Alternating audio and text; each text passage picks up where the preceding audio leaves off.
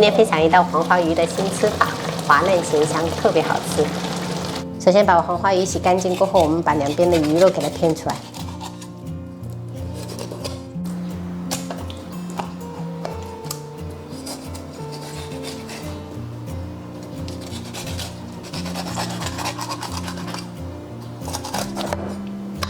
现在这个鱼骨我们就斩成小块，等一下就直接铺着装饰。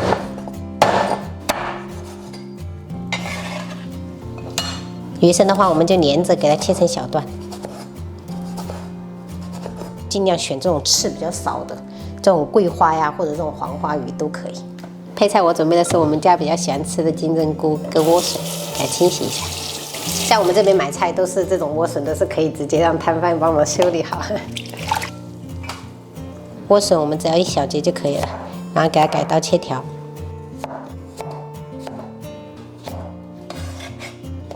接下来我们准备多一点的大蒜拍碎，然后一小块生姜也拍碎，给它切末。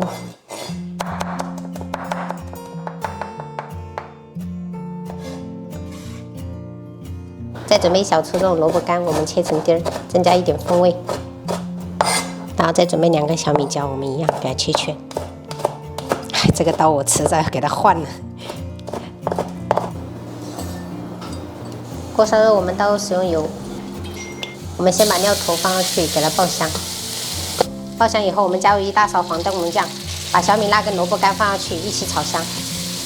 炒的话就是全程小火这样子，慢慢给它炒，避免给它炒糊了。接着我们加入少量清水，开始调味。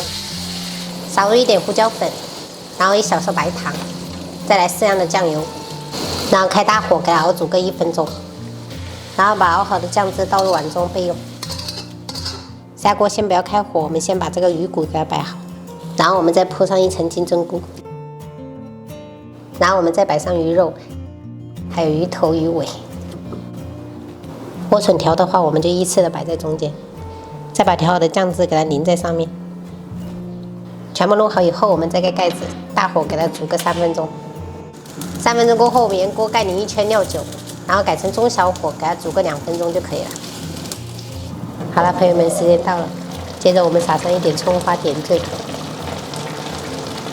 朋友们，今天做了4菜1汤，清炒了一个空心菜，然后白灼虾、荷塘月色，这个是黄鱼煲，就是特别的鲜，而且很嫩。这一个就是老鸭汤，加了1根玉米。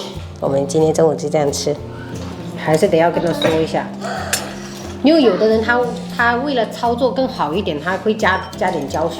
还要是我们的啊，不要让他加，让他自己对，让他自己空手来就好了。对啊，阿胶包很灵哦。但是咱那个肉色的嘛，这个咱这个骨咱弄那个玻璃。吃完了。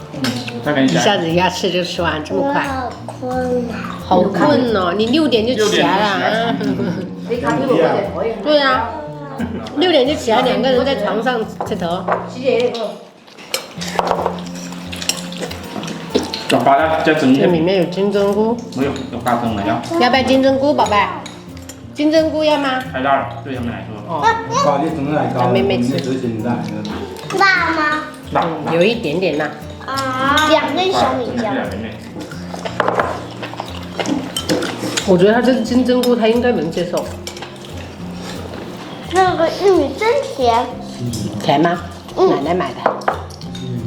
奶奶买的真好。宝宝起来了。宝宝要吃饭了，宝宝。我也爱困了。你可不要像宝宝那样子。想什么时候睡就什么时候睡。